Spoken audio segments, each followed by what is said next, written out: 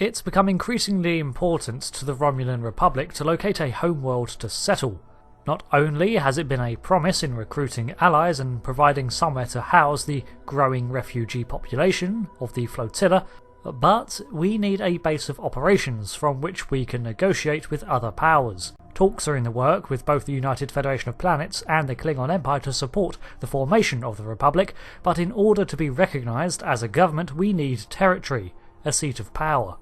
Up until now, the Dae-hwa has been tasked with bringing in more bodies to the cause, but now we're being reassigned. Thanks to additional information from the colonists from Gasco and Helix, we've managed to identify several possible systems that could have planets for our colonization efforts.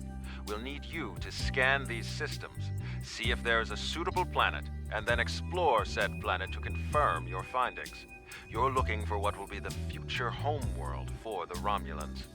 We've also been told by Federation and Klingon officials that talks of an alliance could begin if we identify a suitable planet to colonize. Datan and I will be speaking with those officials while you're exploring.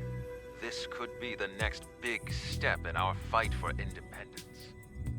We're going off of Romulan records to try to discover potential planets. The first world we move to investigate is in the Galorndon core system. The only planet here with a breathable atmosphere is constantly exposed to electromagnetic storms that can mess up the nervous system with prolonged exposure. Initiating scan, now. Preliminary reports are turning up negative, Captain. We could perform a more in-depth scan, but that could take nearly a week. Launching a satellite would allow us to monitor the area and move forward. Your orders? This was the planet that Geordie LaForge of Starfleet's Enterprise D was stranded on in 2366 with a Romulan officer. So a breathable atmosphere, but impossible for long-term survivability. Gamma Eridon 2 is next on our survey list. We can't get a clear reading from the planet that Tamara specified. Our best option will be to drop out of warp and investigate the area. Are you ready? Nausican ships, dead ahead. They were jamming our sensors. That's why we couldn't get a clear reading on this area. It's an ambush. They're hailing us, probably to gloat. Pirates like these only care about scrapping the ship for parts and selling any survivors to the Orions. Should I open the channel? If they're talking to us, then they're not shooting us. Go ahead, let's listen to what they have to say. Romulans! Wonderful! It's been so long since I've had a chance to kill... Oops, my finger slipped. We cloak the vessel before we engage the Nausican pirates, but we weather a slight hit. That's a shame. This world looks perfect, but we can't bring our refugees to a world occupied by pirates. Even if they just know where it is, it's still too tempting a target for them. Perhaps if we had a larger fleet we could drive them off, but for now this world will have to remain as a bookmark. First though, let's deal with these raiders. The destroyer Escort is a relatively reserved ship for a Nausicaan vessel, and it doesn't prove to be too much trouble. I guess it was all just talk.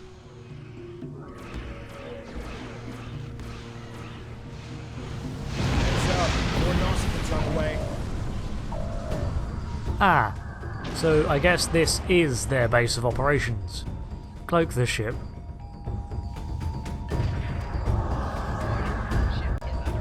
Ah, it appears our cloak just failed. In that case we're going to deploy the plasma built up as the shockwave, weakening their shields, and then we're going to hit home with our regular disruptor arrays. These vessels have a bit more of a punch to them and can deploy siphon drones that drain our power levels, overall weakening our vessel with time and bolstering their own. One frigate down and one to go.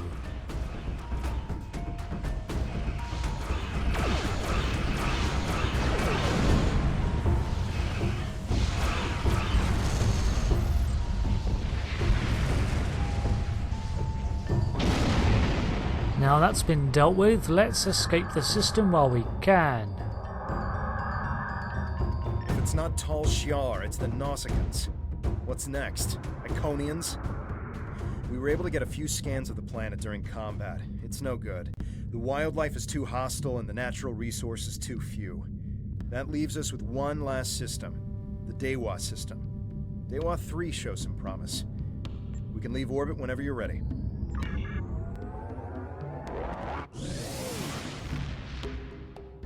We arrive at the last scheduled stop, Dae-hwa 3.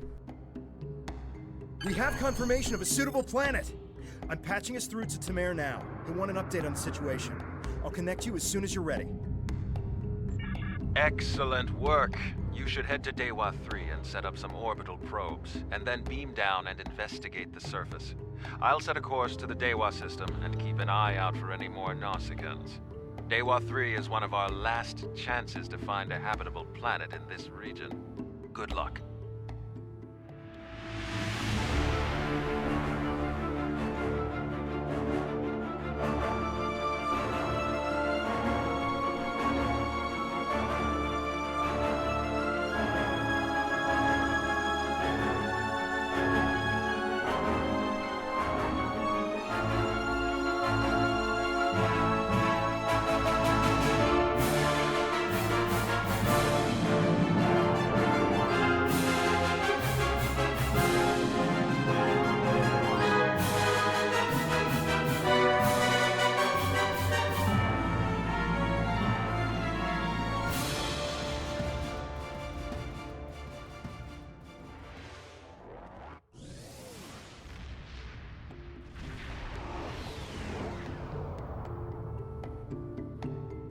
Dae-hwa 3.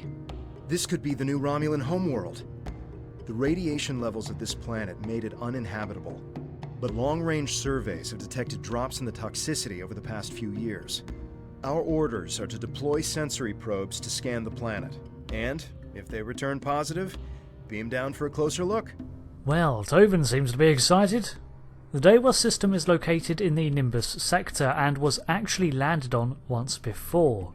Long ago, after the Sundering, the exodus from the Vulcans, where those who marched beneath the raptor's wings escaped their dogmatic and restrictive philosophies, Dae-hwa 3 was considered as a resting point before continuing the journey.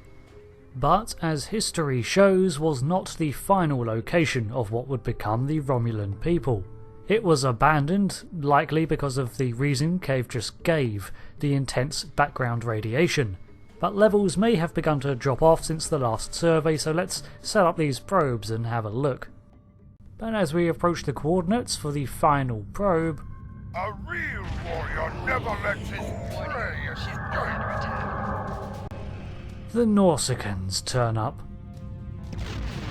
Really? You tracked us all the way to a new system? Yes, they did, and if this really is to be our home, we can't let them report our location. Starfleet would probably arrest them or try to come to some sort of arrangement, but we're Romulans. Go back to whatever hole you crawled out of.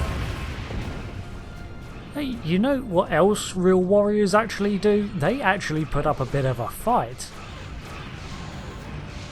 We round on the last siphon ship, and after a brief exchange of fire,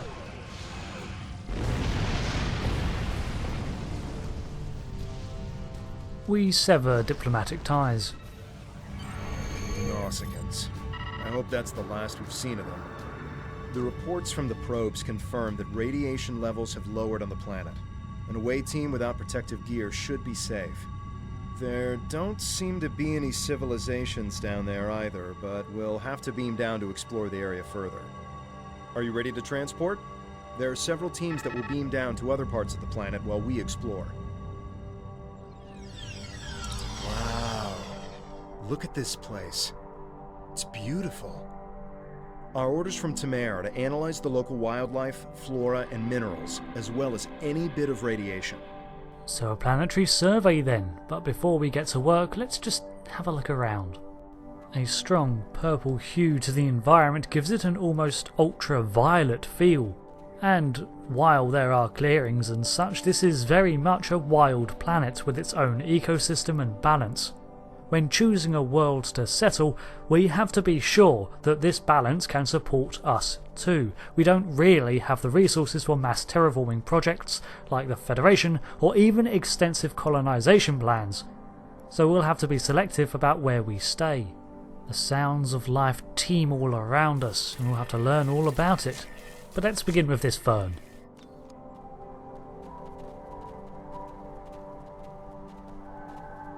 What follows is a series of observations, sampling and analysis on various plant life, from the trees to shrubs, strange glowing mushrooms that favoured the sheltered cover of caves, and glowing fern leaves that made their homes in the ruins of tree trunks.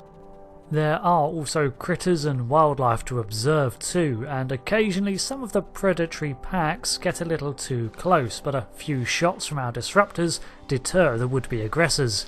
It's a nice touch that instead of dying they skulk away, just to point out that we're not massacring the wildlife. This is Tamara. I've arrived at the outer rim of the planet. I'll be keeping a watch on any Tal-Shiar or Nausican signals. How is the initial search going down there? We can respond with obvious excitement, but I think it's best to hold back on a conclusion until we've had a look around some more. Yes, it would be best to reserve judgments until we have a full picture of the planet. Take your time down there, and make sure nothing is overlooked. We can't have any doubt in declaring this our new homeworld. Alongside the plant life, we are on the lookout for geological samples of the different materials that make up the surface on which we stand.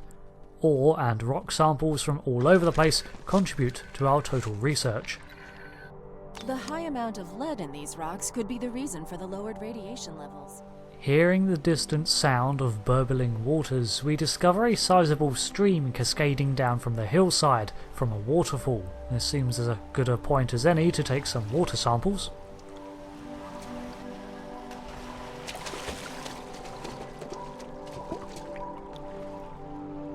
Fascinating. The water is barely tainted by the planet's radiation. You mean we didn't determine that before I started wading through it? Okay then. Moving on. We traipse down the river and find a most peculiar inhabitant.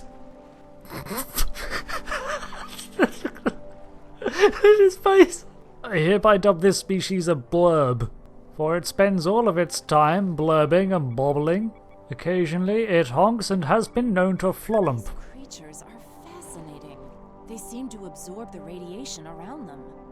So the life that has adapted here not only is immune to radiation, it seems to actually absorb, perhaps even thrive or metabolize it somehow.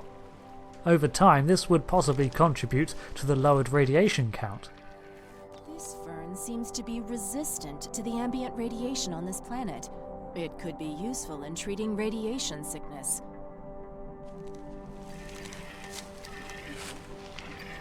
This plant displays remarkable similarity to the plants once found on Romulus.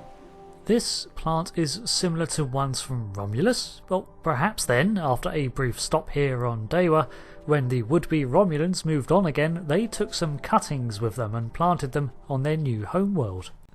I wouldn't blame them. Some of these are incredibly vibrant. Well, so far this planet is shaping up nicely. We also need to take readings of the background radiation levels itself, but as of right now things are looking good.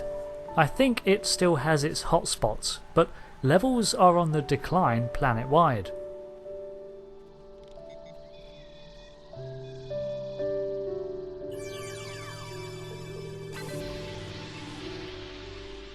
And that marks another radiation sample taken. Let's press on.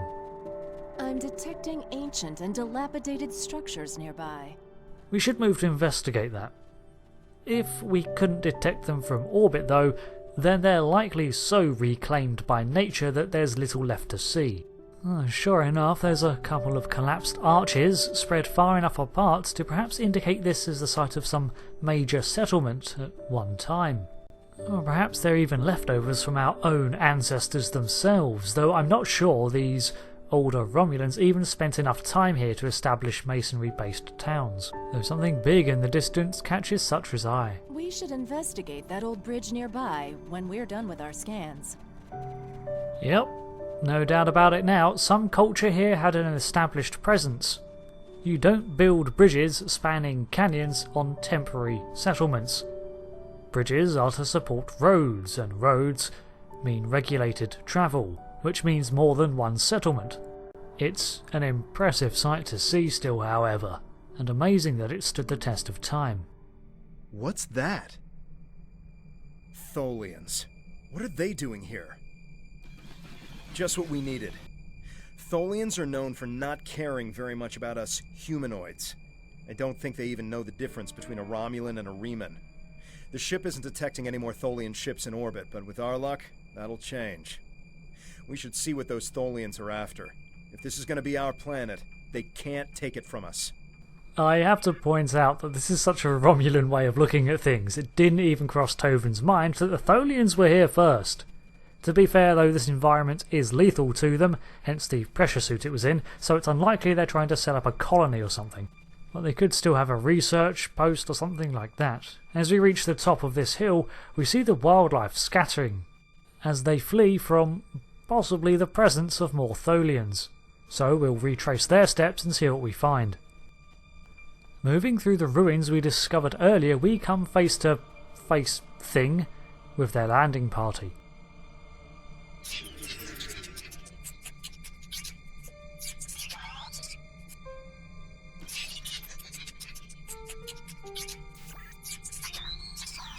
Well, if the translation's correct, I believe they mean to kill us. Sheltering behind some rocks, we prepare to exchange fire. Well, the peace was nice while it lasted. We have a height advantage, the Tholians sitting in the middle of what I now suspect to be an excavation, so we rain disruptor fire down from all sides. The Tholians seemed interested in those rocks back there. Should we check it out? That would probably be a wise course of action. We need to work out why they're here. Watch out! More Tholians inbound. Ah, now we're in the ditch. As more beam down in their mechanised suits, we have to fight our way past them to somewhere more defensible.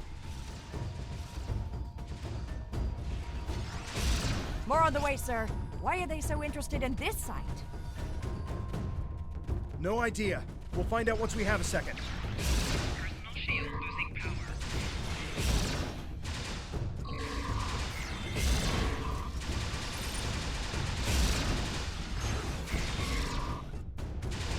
One more group inbound, and it looks like they're sending one of their commanders. We'll use our warning to set up our own ambush. Retreating a distance, we circle the ruins and attack from the high point once again. The Tholian commander has some powerful abilities and a lot of health. It has a slamming attack that can hit pretty hard, but nothing that is too concerning providing we keep our distance and keep moving. Shield losing power.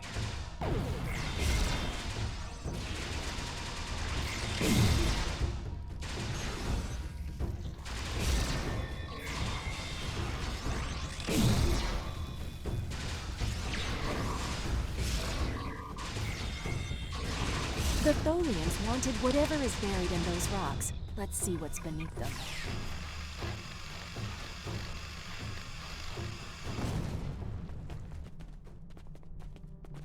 Our cutting laser has exposed something, a mineral structure of angular geometry.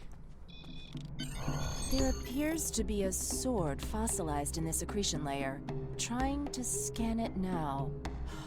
Wait, this is incredible! There's definitely a blade here, and its composition and size match those of Vulcan blades from about 1900 years ago. There are only a few examples of those weapons left. Most of them were destroyed during the time of Awakening. A Vulcan sword. It must have been taken from the time of the Sundering. This is a piece of Romulan heritage, in theory. I mean, the timelines match up, as it was around 2,000 years ago that the Exodus began from Vulcan. Perhaps there was a bigger presence here than we first thought. Evidence would seem to support that, but before we get too caught up, let's contact Tamara in orbit. Greetings. What have you found? Interesting. The sword could prove to be something unbelievable. Maybe even something made by Saharian. I'm concerned about the Tholians, and I'm beginning a full scan for any of their ships in orbit. Saharian? Not familiar with that name. Saharian was the greatest Vulcan weaponsmith who ever lived. He loved war and created marvelous swords for the greatest warriors. After talking to Surak, however, he renounced all violence and never made another blade. 3 of his swords were taken by our people when they left Vulcan. 2 were lost during the journey, and the 3rd, as far as we know, it was lost with the homeworld. But if there's a sword from Saharian's era here, and other signs of habitation, this could be the sword of the Raptor Star, one of the missing swords. There was an expedition out in this region looking for it a few decades ago, but as far as I know, they never found anything. Maybe we've succeeded where they failed. This was actually foreshadowed in ambient dialogue back on Virinat when the storyteller would recant this legend. It was also prophesied to mark the location of the home of the Romulan people, according to her. Anything is possible, but it will take a very long time to confirm if this is true or not. This could simply just be an old sword from a past civilization that lived here and nothing more. Regardless, I would prefer to hold out hope that this is somehow tied to us. Perhaps it is my pride simply getting in the way. It would add more legitimacy to our claim to this planet, especially if the Tholians have also expressed interest in acquiring this planet. Yes, we should. Hold on. We're under attack. It's the Tholians. Go to red alert. All hands prepare for battle. Tamara has closed the channel, sir. I'll have the geode and blade transported to the science lab on board the ship. We should return as soon as possible. Tamara will need our help. We managed to take out a few Tholian ships, but now we're trapped within one of their webs. There are more Tholians on the way. You've got to take out the nearby Tholians to get us out of here. My client crashed here, so I had to re-enter the system. Sorry about that, but we return to our ship and break from low orbit, making a run for Tamara, who's been captured in a Tholian web.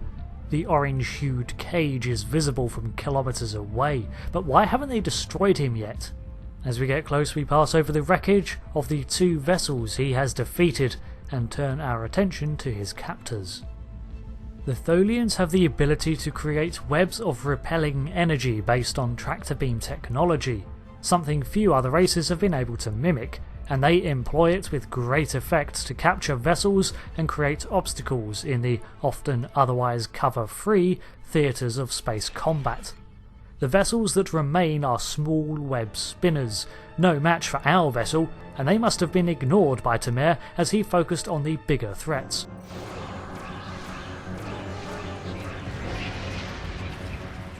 The first drops from our ambush, but the second creates a defensive beam wall, which we'll have to navigate around first. On the way though, we can target the wall to try to overload its matrix and shut it down.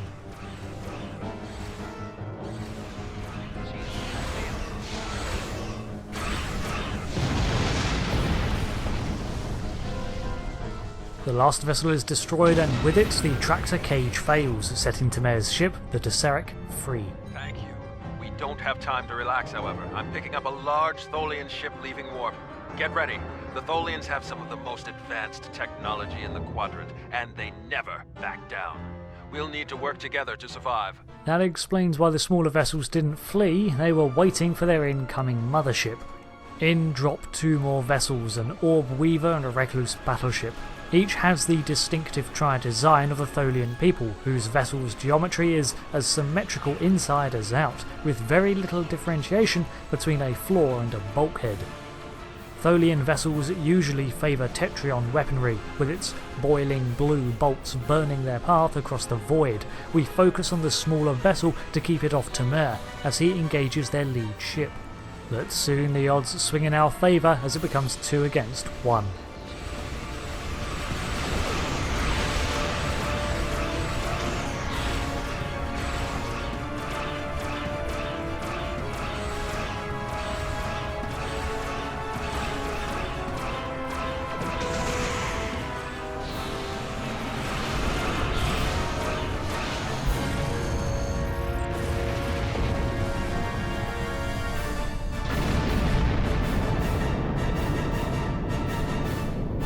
Excellent work. Hopefully the Tholians will stay away. What did you find? Is it possible for us to colonize the planet? Right then, back to business. We deliver our report to the commander. By the elements, a habitable planet and one of Saharian's lost blades? That could only mean that this planet must be one of the worlds our ancestors visited after the Sundering. I knew that their path could have taken them in this area, but I never... I'll have to speak to Mimic. She's always had an interest in our history. You should get to the flotilla and speak to Datan. He'll want to know everything you've found. We set a course for the location of the Romulan flotilla and leave the system. Hopefully not for the last time. The tension in the air is palpable. With the Tholians driven off, we'll have to move quick to establish ourselves. It sounds like Tamara and Cerric are going to stay in the Dae-hwa system, but we need to establish ourselves quickly to claim this planet. For ages it was deemed too dangerous to inhabit, but with the decreasing radiation, we might have actually done it. We might have found a new homeworld. And what's more, it seems to be one tied to our own history. We need to tell Datan. Run faster! Datan, I have something important to tell you. Jolan True, you found something incredible. Damn it, who told you? This will be the new home of the Romulan Republic. It will be Mol Rihan, New Romulus, and we will create a new way of life there. This is exactly what we needed to begin talks with the Klingons and the Federation at Khitomer. Unless you have any more questions, I would report to Tamara. I have many preparations to make. So now we've got some questions, and it does seem an awful big coincidence that we found this fabled Romulan sword, so we can ask Datan for verification. We don't know yet, but we do know it is as old as the Sundering and uses materials like those of the Vulcan Swordmasters, so that narrows it down a bit. The Sundering tore our people apart, but it also unified the Romulans under a common cause: the preservation of our emotions and our freedom. If this is truly the sword of the Raptor Star, it could help to once again unify the Romulans under the cause of preserving the freedoms we hold dear. And how will Federation and Klingon involvement help us out? We will need allies to help with the colonization. It's likely that the Federation will be willing to help with this. Yeah, they're a bunch of softies. We also cannot settle on New Romulus without the goodwill of the Klingons, given how close we are to their space. It would be good to avoid being raided, yes. If they would be willing to lend us a small portion of their military might, we would be safer from the Tal Shiar. After that, if Empress Sela continues her attacks, she will be doing it against a new civilization, not a band of rebels. That will make all the difference. Official recognition would go a long way.